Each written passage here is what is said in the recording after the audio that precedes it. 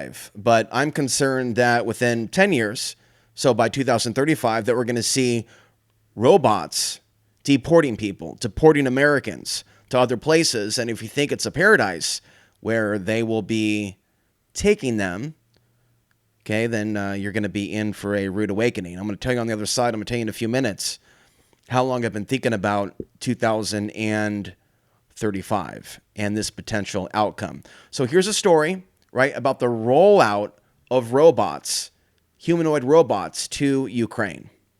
Mustafa Suleiman is predicting most white-collar tasks could be automated within 12 to 18 months.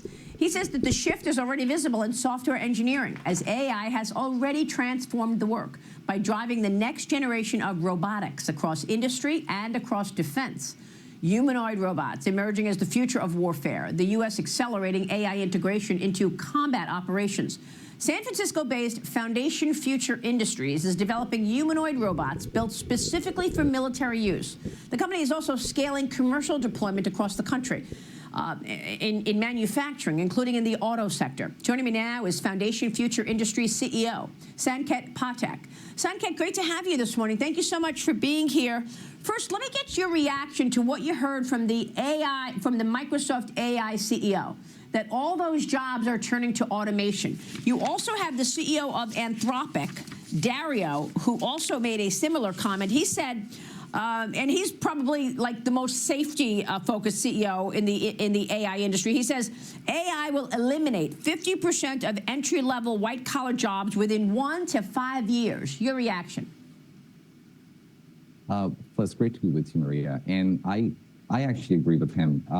It seems like increasingly more and more, any kind of work that humans do today that is repetitive, anything that does not require high amounts of intellectual skill set, or even things that require high amounts of intellectual skill set but can be learned with a lot of data, all of those jobs are potentially going away, and all of them would be automated with humanoids or other forms of robots.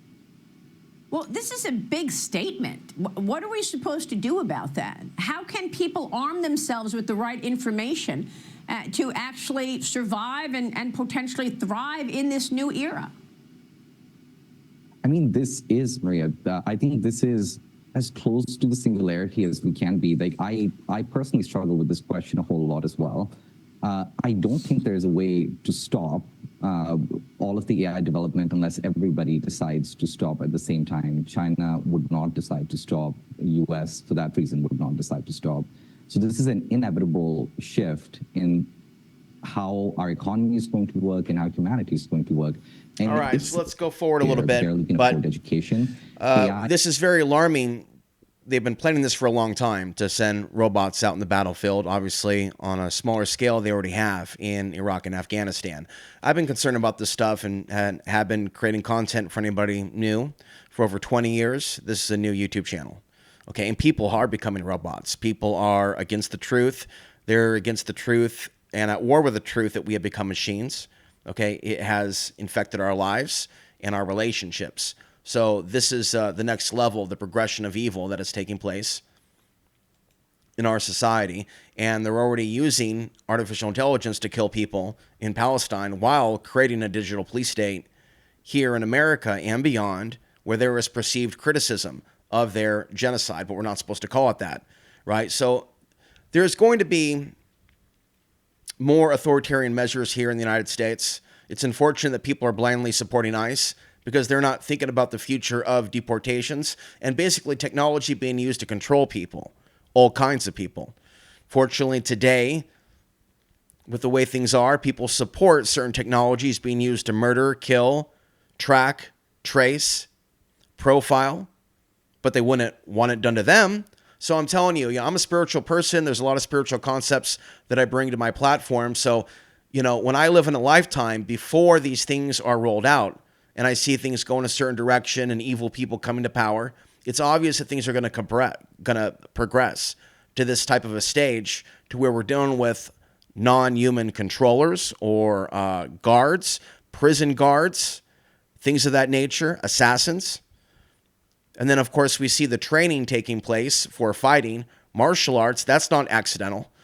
So they're preparing the robots to go out and engage in hand-to-hand combat against human beings. So there is a whole nightmarish world that is human soldiers coming about from they can this. essentially do these tasks just fine, and if they get shot, there's less of a concern. The second kind of task that we've been asked to do is around pretty much inspection, repair, maintenance. So of course, So it that is starts out like this small.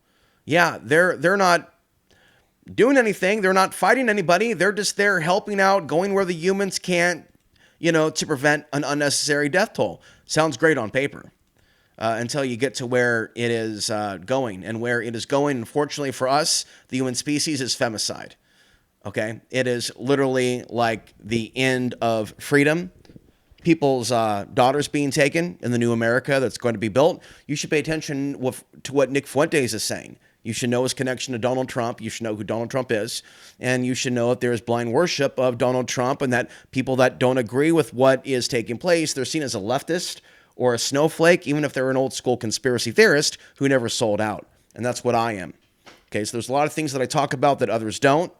People are becoming robots, most of all, though. It's like we're in a scene from They Live. But in 1996, in my sophomore year in school, I had written a short story about 2035, getting into a time machine, going to Portland, Oregon, and robots basically being in control, robots making people's food, and I didn't have the right ID card, right? I didn't have the right identification. So when that creative writing essay that I did, at the age of 16, they whisked me away, basically, in that short story. And that was the end of it, right? It was about one page. And it's interesting that I picked the year 2035.